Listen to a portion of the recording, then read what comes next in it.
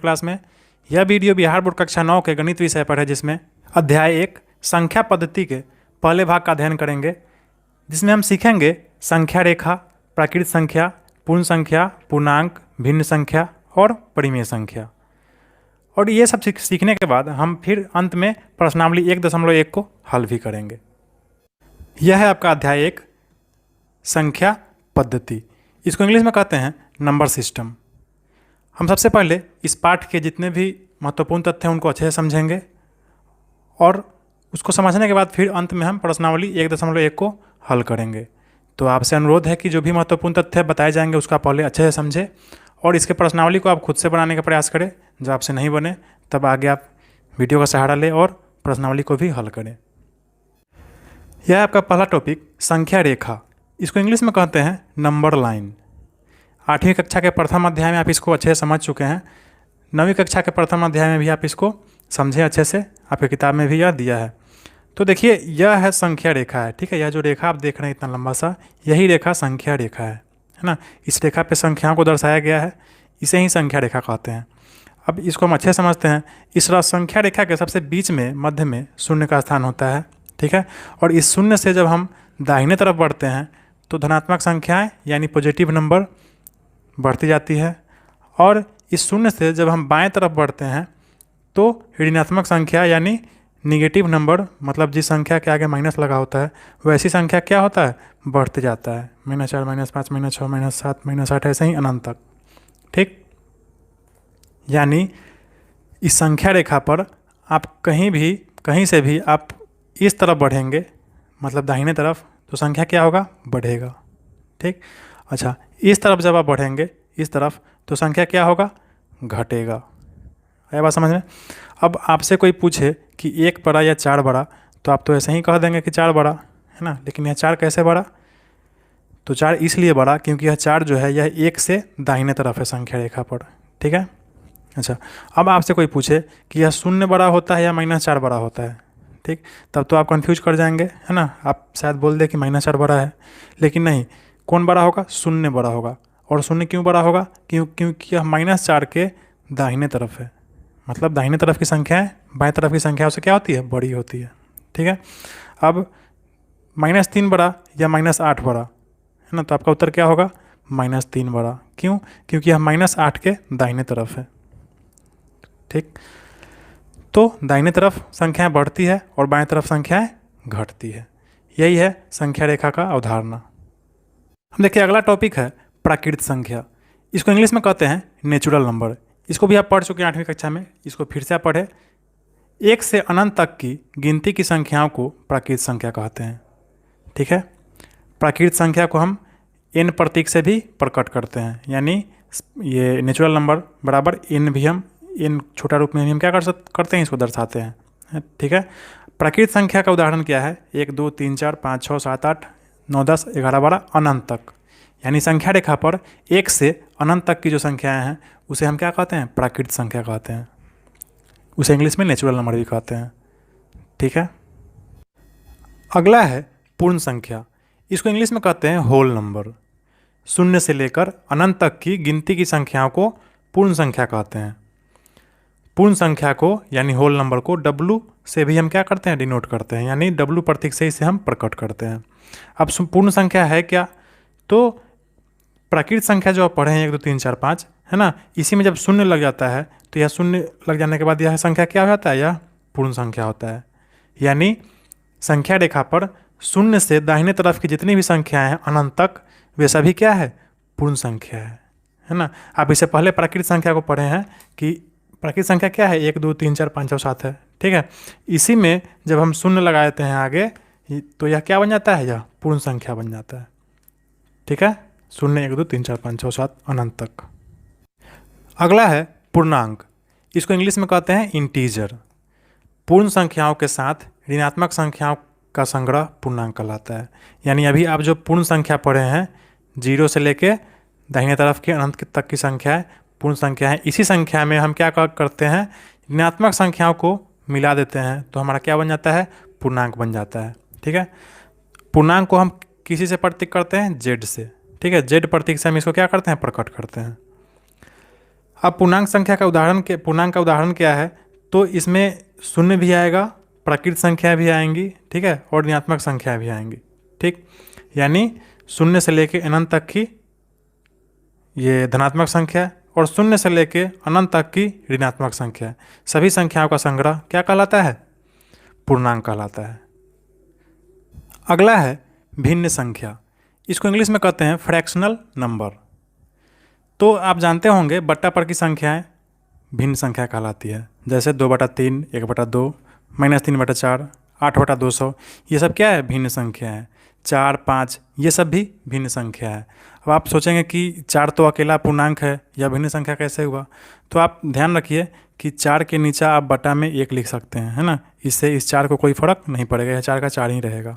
तो यह भी एक तरह से भिन्न संख्या हुआ, ठीक है। अब 5 देखिए, 5 के नीचे भी आप 1 लिख सकते हैं, 5/1, है ना। यह 5 का 5 ही रहेगा, क्योंकि 1 से भाग देने पर वह संख्या उतना ही का उतना ही रह जाता है। तो यह 5 भी भिन्न संख्या हुआ।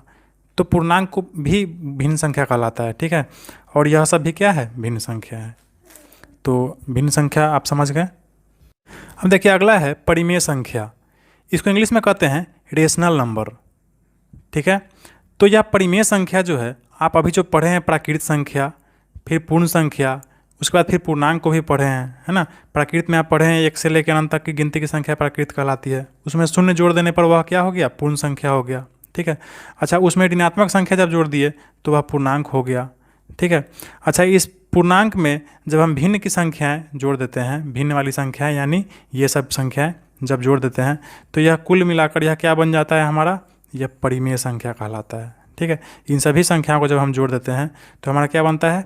परिमेय संख्या। हम देखिए यह 1, 2, 3, 4, 5 यह क्या है? यह प्राकृत संख्या है। अब इसमें यह शून्य जुट गया तो यह बन गया पूर्ण संख्या। अब इस पूर्ण संख्या में यह ऋणात्मक संख्याएं जुड़ गई, ठीक है, -1, -2, -3, -4 इत्यादि। तो यह सभी मिलकर क्या बन गया? पूर्णांक बन गया। अच्छा, जब इसी में जब यह भिन्न संख्याएं जुट गई, ठीक है, तो यह कुल मिलाकर यह सभी संख्या मिलकर क्या हो गया? परिमेय संख्या कहलाएगा, ठीक है। अब आइए हम परिमेय संख्या का परिभाषा देखते हैं। तो इसका परिभाषा है ऐसी संख्या जिसे P/Q के रूप में लिखा जा सके, जिसमें P तथा Q दोनों पूर्णांक हो तथा Q बराबर 0 नहीं हो, ठीक है। यानी उसको हम P/Q के रूप में लिख सके, जिसमें यह नीचे वाला जो हर है Q, यह Q बराबर 0 नहीं होना चाहिए, ठीक है। यही हमारा परिमेय संख्या क्या है? परिभाषा है। इसको आप याद कर लेंगे अच्छे से। या देखिए, परिमेय संख्या को Q से प्रकट किया जाता है। यानी परिमेय संख्या जिसको रेशनल नंबर कहते हैं, उसको हम किस अक्षर से डिनोट करते हैं? इस Q अक्षर से। क्या आप क्लास 10 के एनसीईआरटी सिलेबस को घर बैठे बिल्कुल फ्री में करना चाहते हो? इंडिया के top Hindi and English medium teachers के साथ बात करके डाउट सॉल्व करना चाहते हो?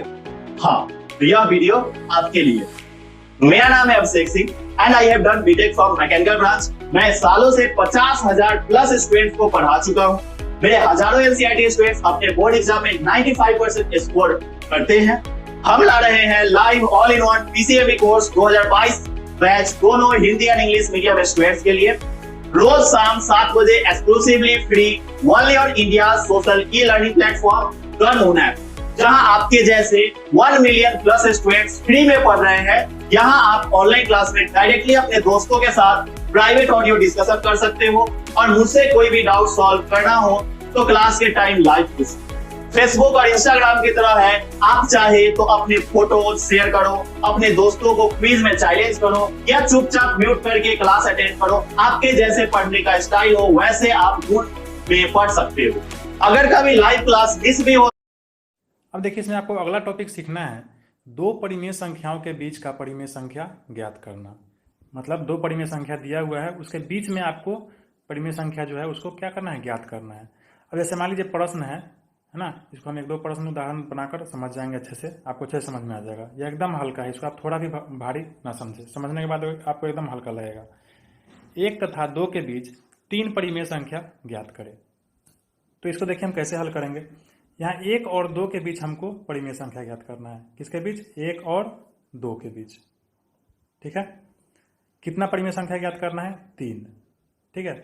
तो 3 से हम क्या करेंगे, 3 हमको ज्ञात करना है तो हम एक इसमें जोड़ देंगे, हम 4 कर लेंगे। ठीक है। अच्छा, हम इस दोनों संख्या में इस 4/4 से गुना कर देंगे। अच्छा, आप एक बात समझिए कि 4/4 से अगर हम गुना करेंगे तो इससे कुछ फर्क पड़ेगा? कोई फर्क नहीं पड़ेगा। क्यों? क्योंकि 4/4 जो है यह कट के क्या हो जाएगा, 1 हो जाएगा। ठीक। और किसी भी संख्या में हम 1 से गुना करते हैं या भाग करते हैं तो उस संख्या पर कोई प्रभाव नहीं पड़ता है, वह उतना ही का उतना ही रहता है। तो हमको कितना सा परिमेय संख्या ज्ञात करना है, 3 परिमेय संख्या। हम क्या करेंगे, इससे 1 बढ़ा देंगे 4 और 4/4 से हम इसमें गुना कर देंगे, दोनों में 4/4, इसमें भी गुना कर देंगे 4/4। ठीक। अब देखिए क्या हो जाएगा, जब हम इसमें 1 में 4/4 से गुना किए तो यह हो गया 4/4। देखिए यह 4 और 4 कट के फिर 1 हो जाएगा, आपका संख्या उतना ही का उतना ही रह जाएगा। अब देखिए फिर इस 2 में हम 4/4 से गुना करेंगे तो क्या हो जाएगा, 2 चौका 8/4, 8/4।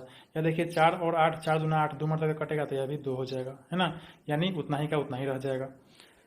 हम इसको परिमेय संख्या ज्ञात करने के लिए 4/4 और दोनों में 4/4 से हम क्या किए हैं, गुना किए हैं। अब देखिए यहाँ 4/4 हो गया, यहाँ 8/4 हो गया। अब हम इसके बीच का परिमेय संख्या हम कैसे ज्ञात करेंगे, देखिए 4/4 है तो अगला हो जाएगा 5/4। ठीक है, उसका अगला हो जाएगा 6/4, उसके अगला हो जाएगा 7/4, उसके अगला तो 8/4 यहाँ है ही। तो इस दोनों के बीच 3 परिमेय संख्या ज्ञात हो गया एकदम आसानी से। अब देखिए इसको हम और अगला प्रश्न से समझाते हैं आपको, एकदम अच्छे से समझ में आ जाएगा आपको। अब देखिए अगला प्रश्न है 2/3 तथा 4/3 के बीच 4 परिमेय संख्या ज्ञात करें। ठीक है, इससे पहले आप पूर्णांक के बीच परिमेय संख्या ज्ञात करना सीखें। अब देखिए भिन्न संख्याओं के बीच भी हम सीख लेते हैं कैसे निकालते हैं। तो एकदम सेम वही फॉर्मूला है जो हम पहले प्रश्न में अपनाए हैं। 2/3 और 4/3 के बीच कितना परिमेय संख्या ज्ञात करना है, 4। हम पिछला प्रश्न में क्या किए हैं, 4 में 1 जोड़ दिए। हमको जितना परिमेय संख्या ज्ञात करना होता है उसमें 1 जोड़ देते हैं। ठीक है, तो क्या हो जाएगा, 5। ठीक है, अब हम इस दोनों में कितना से गुना करेंगे, 5/5 से। ठीक, क्योंकि 5/5 से गुना करने से कोई फर्क नहीं पड़ेगा, यह 5 और 5 कट के 1 हो जाएगा। ठीक है, अब देखिए हमारा कितना है, 2/3 है और यह है 4/3। इसके बीच हमको कितना परिमेय संख्या ज्ञात करना है, 4। तो हम 4 में 1 जोड़ देंगे, 5/5 से इस दोनों में गुना कर देंगे, 5/5, इसमें भी 5/5। इसे गुना करने से इस संख्या पर कोई प्रभाव नहीं पड़ेगा। ठीक है, उतना ही का उतना ही रह जाएगा। क्या होगा, देखिए 5 दूना 10/5 तिहाई 15 हो जाएगा और यह हो जाएगा 5 चौका 20/5 तिहाई 15। ठीक है, अब इस दोनों के बीच जो परिमेय संख्या है आप उसको आसानी से लिख ले। 10/15 के बाद क्या आएगा, 11/15। ठीक है, इसके बाद क्या आएगा, 12/15। उसके बाद क्या आएगा, 13/15। उसके बाद क्या आएगा, 14/15, है ना। उसके बाद क्या आएगा, 16/15। देखिए वैसे ही 17/15, 18/15, 19/15, है ना। आपको कितना ज्ञात करना था, 5 ज्ञात करना था। तो 1 2 3 4 5 ज्ञात हो गया। ठीक है, तो हम ऐसे ही ज्ञात करते हैं परिमेय संख्या को। अब देखिए एक नोट करने वाला एक महत्वपूर्ण पॉइंट है जिसे आप अपने कॉपी में लिख लेंगे, याद कर लेंगे।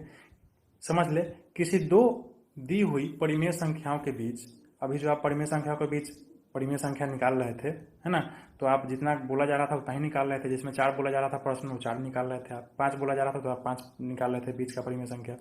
लेकिन किन्हीं 2 दी हुई परिमेय संख्याओं के बीच अपरिमित रूप से अनेक परिमेय संख्याएं होती है। मतलब किसी 2 परिमेय संख्या के बीच आप जितना चाहें उतना परिमेय संख्या ज्ञात कर सकते हैं। ठीक है, आप लाखों ज्ञात कर सकते हैं, हजारों ज्ञात कर सकते हैं, है ना। जितना आप चाह सकते हैं उतना आप परिमेय संख्या ज्ञात करते हैं। कहने का मतलब अपरिमित रूप से अनेक परिमेय संख्या होती है। कहाँ होती है, 2 दी हुई परिमेय संख्याओं के बीच। ठीक है, अब हम चलते हैं अभ्यास प्रश्नावली की तरफ। यह है प्रश्नावली 1.1। आपसे अनुरोध है कि प्रश्नों को आप खुद से हल करने का प्रयास करें। नहीं हल हो, नहीं थोड़ा दिक्कत हो, तब आप आगे वीडियो का सहारा लें। ठीक है, और आप वीडियो का सहारा लेकर वीडियो से आप समझ ले, फिर उसके बाद भी आप क्या करें, प्रश्न को खुद से हल करने का प्रयास करें। क्योंकि जब तक आप खुद से नहीं हल करेंगे आपको समझ में अच्छे से नहीं आएगा। तो देखिए यहाँ पहला प्रश्न है, क्या 0 एक परिमेय संख्या है?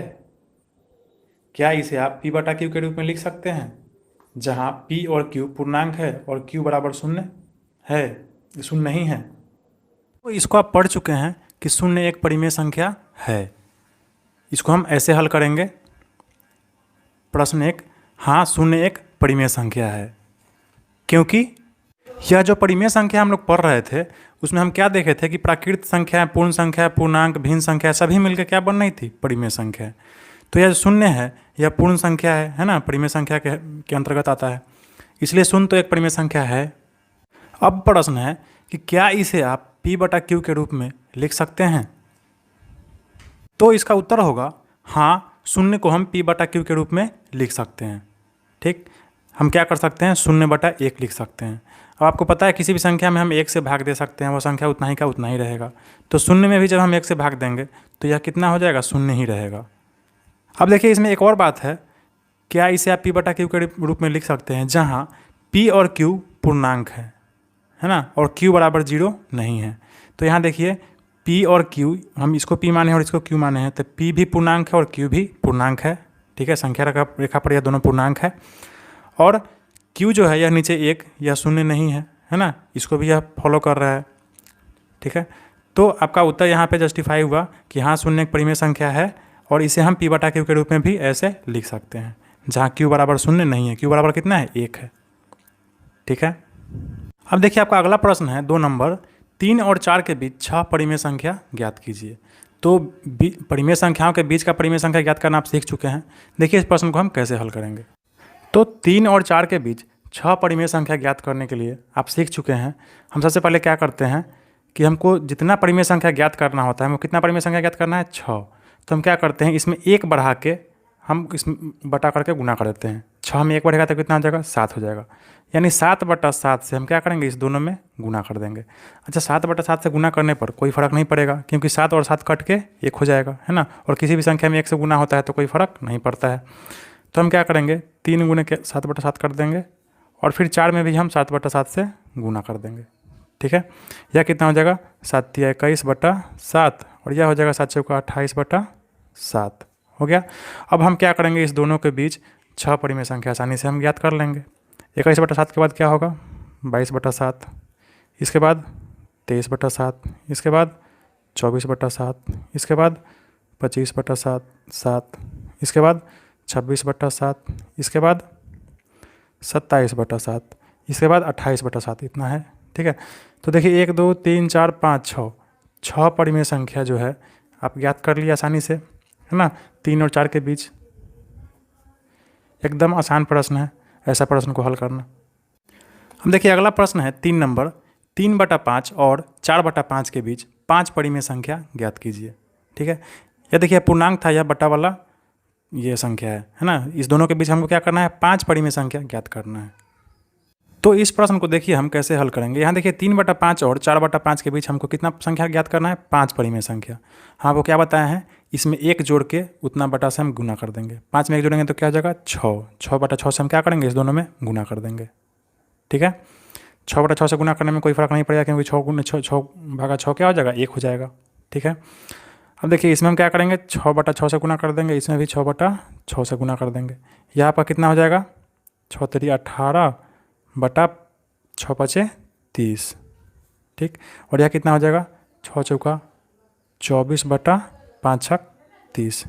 ठीक है, अब हम क्या करेंगे, इस दोनों के बीच का संख्या, परिमेय संख्या जो है उसको हम क्या करेंगे, हम आसानी से ज्ञात कर लेंगे। तो यहाँ कितना है, 18 बटा 30 है। इसके बाद क्या हो जाएगा, 19 बटा 30। ठीक है, इसके बाद क्या होगा, 20 बटा 30, इसके बाद 21 बटा 30, इसके बाद 22 बटा 30, है ना। इसके बाद 23 बटा 30। ठीक है, इसके बाद 24 बटा 30 तो है ही। ठीक, तो कितना आ गया आपका, 1 2 3 4 5 परिमेय संख्या आ गया। किसके किसके बीच, 3 बटा 5 और 4 बटा 5 के बीच। अब देखिए अगला प्रश्न है 4 नंबर, नीचे दिए गए कथन सत्य है या असत्य, कारण के साथ अपने उत्तर दीजिए। यहाँ 3 कथन है, इस तीनों कथन को आपको पढ़ के बताना है कि कौन सत्य है कौन असत्य है। सत्य है तो क्यों और असत्य है तो क्यों। ठीक है, पहला प्रश्न है 4 का पहला, कि प्रत्येक प्राकृत संख्या एक पूर्ण संख्या होती है। सही बात है, प्रत्येक प्राकृत संख्या एक पूर्ण संख्या होती है, सत्य वचन है। अब देखिए इसको हम कैसे कारण देकर हम इसको हल करेंगे। तो यहाँ देखिए, प्रत्येक प्राकृत संख्या एक पूर्ण संख्या होती है, यह सत्य है, क्योंकि पूर्ण संख्या आप पढ़ चुके हैं, पूर्ण संख्या बराबर क्या होता है, प्राकृत संख्या प्लस शून्य। इस प्राकृत संख्या जो है 1 2 3 4 5 है ना इत्यादि अनंत तक, यह क्या है, प्राकृत संख्या है। इसमें यह सिर्फ आगे शून्य जुट जाता है तो यह क्या हो जाता है, पूर्ण संख्या होता है। ठीक है, तो प्रत्येक प्राकृत संख्या एक तरह से पूर्ण संख्या तो है ही। आ गई बात आपको समझ में। अब देखिए अगला प्रश्न है 2 नंबर 4 का 2, प्रत्येक पूर्णांक एक पूर्ण संख्या होती है। ठीक है, तो यह कथन जो है यह असत्य है, यह गलत है। अब क्यों गलत है, तो यहाँ प्रत्येक पूर्णांक एक पूर्ण संख्या है, यह कथन क्या है, असत्य है, गलत है। अब क्यों गलत है, क्योंकि पूर्णांक बराबर आप पढ़ चुके हैं कि पूर्ण संख्याएं प्लस ऋणात्मक संख्याएं होती है। ठीक है, पूर्ण संख्या में जब हम ऋणात्मक संख्या को जोड़ देते हैं तब यह क्या बनता है, पूर्णांक। आपको पता है पूर्ण संख्या 0 1 2 3 है ना, 4 5 9 10 अनंत तक, यह क्या है, ये पूर्ण संख्या है ना। अच्छा, ऋणात्मक संख्या की क्या है, -1 -2 -3 -4 अनंत तक। ठीक है, और जब यह दोनों जुड़ जाता है तब यह क्या बनता है, पूर्णांक बनता है। आया बात समझ में। तो यह कहना कि प्रत्येक पूर्णांक एक पूर्ण संख्या है, यह गलत है। यानी प्रत्येक पूर्णांक सिर्फ एक पूर्ण संख्या ही नहीं बल्कि ऋणात्मक संख्या से मिलकर भी बनी है। ठीक, अब देखिए आपका अगला प्रश्न है 4 का 3, प्रत्येक परिमेय संख्या एक पूर्ण संख्या होती है। ठीक है, प्रत्येक परिमेय संख्या एक पूर्ण संख्या होती है, यह भी कथन क्या है, असत्य है ना। हाँ, प्रत्येक पूर्ण संख्या एक परिमेय संख्या होती है, अगर ऐसा रहता तो यह सत्य रहता, लेकिन यहाँ उल्टा है, प्रत्येक परिमेय संख्या एक पूर्ण संख्या होती है ना, यह असत्य है। अब क्यों असत्य है, देखिए देखते हैं इसको। तो यह कथन असत्य है क्योंकि प्रत्येक परिमेय संख्या जो है वह पूर्ण संख्या भी हो सकती है, ठीक है, ऋणात्मक संख्या भी हो सकती है और भिन्न संख्या भी हो सकती है। ठीक है, अगर आप ये कहते हैं कि सिर्फ पूर्ण संख्या ही होगी तो यह क्या होगा, गलत होगा। ठीक, इसमें पूर्ण संख्या भी है, ऋणात्मक संख्या भी है और भिन्न संख्याएं भी है। ठीक है, तो बच्चों यह था